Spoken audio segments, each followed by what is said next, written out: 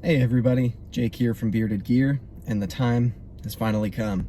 I have had this Sebenza 21 in my pocket for a week. I have done enough cutting with it, I've done enough fidgeting with it, I have experienced it enough to feel like with this week, I can make a decision on the Sebenza 21. So, quick recap, you may remember a week ago on Wednesday, I put up a video saying I was going to be starting this. I gave a couple of first impressions or things that I thought about the Sebenza before beginning the experiment. Those things were, it was overpriced. I thought S35VN was meh. Snail trails and how prone this finish is to getting them was something that I wasn't so sure about.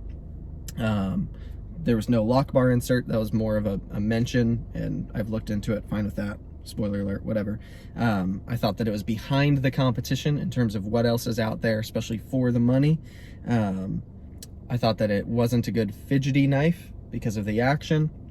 I thought there was too much hype behind it, and a lot of the guys who are hyping it are just hyping it to defend themselves for maybe being on that hype train, or I don't know. And yeah, those were kind of my initial thoughts. I did a midway check-in. In that check-in, I made very clear, I'm not a metallurgist. Some people got real mad about my comments about S35VN. You can watch that last video if you want to see why I feel that way. Still, don't prefer S35VN. I don't think that steel is worth this amount of money. I think other people are heat treating other steels. Super great. Anyways, not going to go down that rabbit hole. I prefer other steels. I think other steels would be better on this knife, assuming Chris Reeve could also heat treat that steel just as well as they do S35VN, which I'm sure they could. Also, S45VN, that's a new steel. From what I understand, it's got a little bit of an advantage over S35VN. Sounds like the kind of steel Chris Reeve would maybe be willing to use. I don't know, maybe those people who are S35VN diehards can tell me why S35VN is better than S45VN. I don't know. Anywho, those people are interesting to me and amusing for sure. Next, I said, let's see, in that midway, I think that was the big thing, was the steel. Oh, I also talked about the ergos, how for me, it's just okay. After using it for a couple of days, it wasn't an ergonomic dream. There were some things that, from my hand, didn't work perfectly. I mentioned as well that the warranty is awesome. One of the best warranties, if not the best, in the industry right now. So that was something that's worth mentioning. And I mentioned that it cuts really well. Now, after it being a whole week, I have certainly come to a conclusion. I said in the beginning, if I loved this knife and I really liked it, then I'd end up owning one. That is not going to be the case. After carrying it for a week, I can definitively say I have less interest in owning one. The reasons why I had interest in this knife were because there's so much hype around it. So many people say so many just incredible things about it. And also I was just interested because it wasn't something I'd really experienced in a real application. And so the only reasons why I had ever considered purchasing a Chris Reeve Sebenza are because everyone talked so well of it and because I was curious about it. Now, everyone is still talking real highly of it. There's not that many people who don't like the Sebenza, but after satisfying my curiosity of seeing how it is, I want it less than ever. That's just the reality. I wouldn't be sad if I never owned a Sebenza for myself. But it just isn't something that I think I would put in my pocket because it's not interesting enough for me. If what you want out of your knife is just an overtly simple, very basic, just standard cutting tool, then this is a good option. For me, I like knives that are exciting. I like knives that are interesting and have intricacies, and there are plenty of knives that cut really well. The Sebenza is one of the best cutting knives that I've ever used for EDC tasks. I said one of the best though. It's not necessarily the best. There are other knives I own or have owned that cut just as well as it. And even if a knife cuts 10% less effectively because of the grind that they have on it. If there are other parts of that knife that make it way more exciting to me, then I'll still pick that to carry over the Sebenza. It just doesn't scratch any kind of itch for me. There's nothing happening here that gets me excited. Yeah, as a cutting tool, great. This grind, fantastic. The finishing on the knife, the tolerances, all that, everyone's right about those things. The tolerances are fantastic. The warranty is incredible. The way that they've machined this it's good. But I don't think it's the best. And I feel like most of the people who really argue for the Sebenza argue that it's the best, and that's where it loses me. If this knife was way less money, then I might consider having it as a cutting tool, as just something that, like, for around the house tasks or yard work or like harder use things where I'm gonna be doing a lot of cutting, I gotta go break down a bunch of cardboard to get it in the dumpster, that kind of stuff, then yeah, this would be a great knife to reach for, because I'm not grabbing that kind of knife to play with it and carry it and enjoy it for like the things about a pocket knife that excite me. But at over $400, no way, I'm out. That's as simple as it is. Even secondary, if I found one beat up and like pretty used, got it for $300. Still, I'd rather spend that same amount of money on so many other things, and that's the reality. I don't have an unlimited knife budget, not even close. In fact, most of the knives that I buy, I have to sell other knives to afford them. I'm not like cycling a bunch of new money into the hobby. I'm kind of playing with the same money over and over again, and that's the way that I'm able to make it work and try a lot of fun, new, exciting things that do get me amped up. So yeah, to me, the way I buy knives, the way I enjoy knives, the way I use knives, the Sebenza doesn't do it for me, and that's the reality. I wrote down a list of goods and bads, in my opinion. Oh, Lizard's back. That's cool. He was there in the last video, so that's funny. Anywho, the goods and the bads. Let's start with the goods. The things that are good about the Sebenza that I will absolutely admit are fantastic features of it.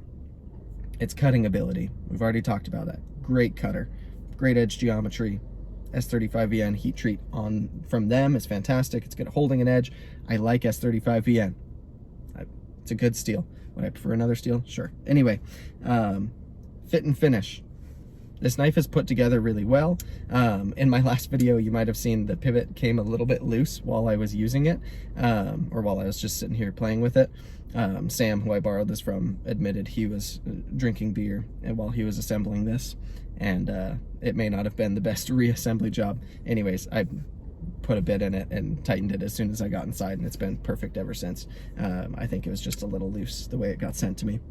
Anywho, the way that this knife fits in pocket, it's a great knife in pocket. The angle of this clip, the profile of the knife, how slim it is, the way it goes in and draws out, it's great in pocket. I really like the way this knife pockets, I'll give it that. Something that they did really well on this knife, a lot of knives, I don't really like the jimping. I feel like I'd rather have them just omit the jimping instead of have jimping that doesn't feel good. But this jimping is great. I really like the jimping that they do at Chris Reeve Knives. I appreciate that quite a bit. I like the whole spine of this knife, frankly, that it's rounded. I feel like adds a great touch to it. But yeah, the jimping is certainly a positive. And then one of the other goods that I put is the community with a question mark. I think if you're one of the people who wants to kind of buy in to the Chris Reeve Knives club, then there's a community there. To me, that's not necessarily super important. It's not a club that I'm dying to get into, but it exists. So if you're somebody who wants to be part of that community, and the entry piece is just buying a Sebenza, then you can buy one and you're in, and you can be part of that fanboy club if that's what's your prerogative. So I think that it's nice if you are someone who owns and enjoys this knife, that there's kind of seemingly a network around it. The things that are negatives, in my opinion, my list of bads. To me, the action. I don't care for this action. I get why people like it. Not saying they're wrong. For me and my preferences, I don't like it. I would prefer a different action. Next, I feel like this knife is a little on the heavy side for its size. I just feel like there are other knives with this much blade length, this much cutting ability, this much sturdiness and strength that are lighter. There's no internal milling, anything like that. It's not like this knife is crazy heavy. It's not a tank. It's not super overbearingly heavy, but every time I pick it up, I feel like in my head, this knife should be lighter than it is. Anywho, the next thing that I find bad about it is just how vanilla it is. It's just, if simplicity is your thing, I feel like there are other really simply finished and simple looking knives that just have more intricacies the closer you get. And I feel like this knife, the closer I get, the more simple it is, if that makes sense. There's just not much like dimension happening here.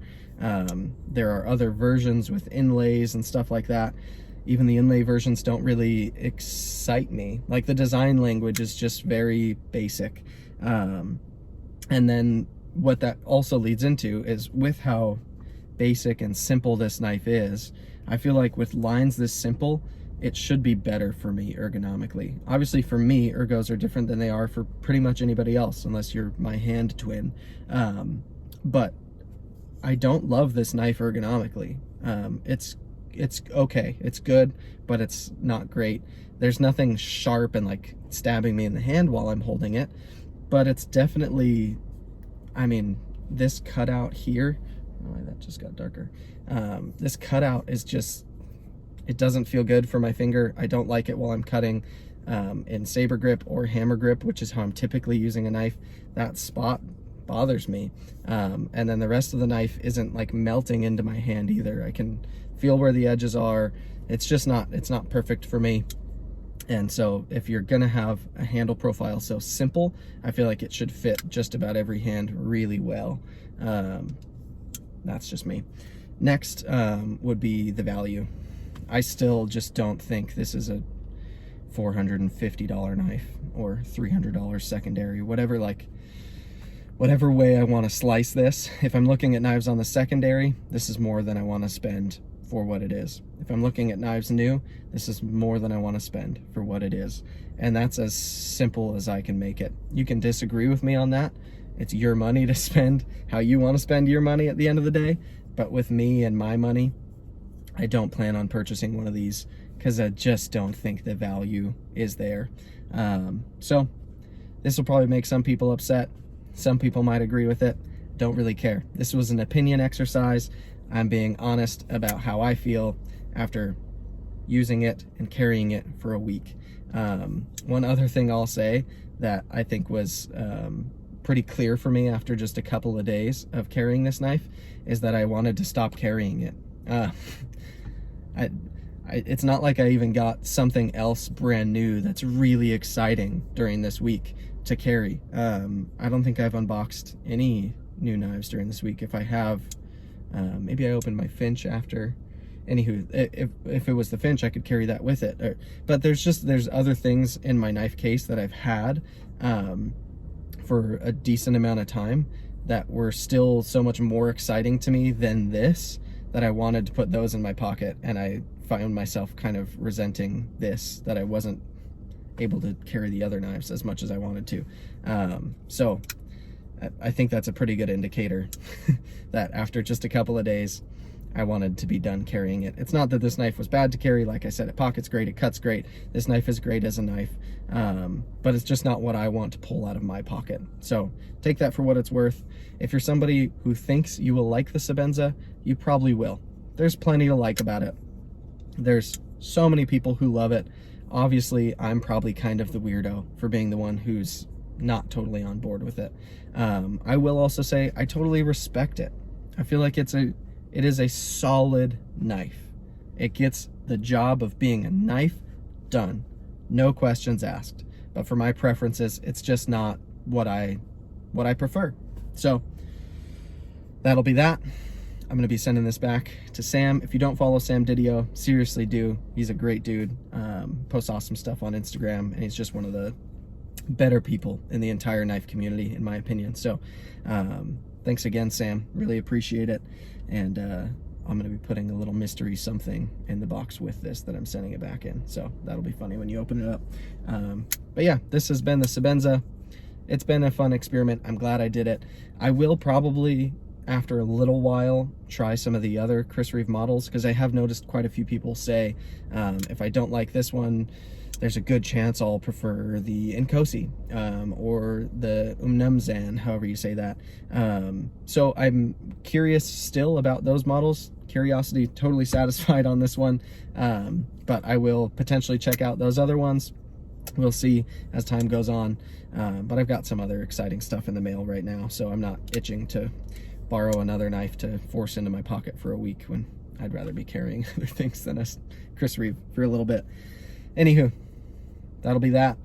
This is the Sebenza. My thumb is about here. From here to here, I'm about here. I get it, but it's not for me. So there it is.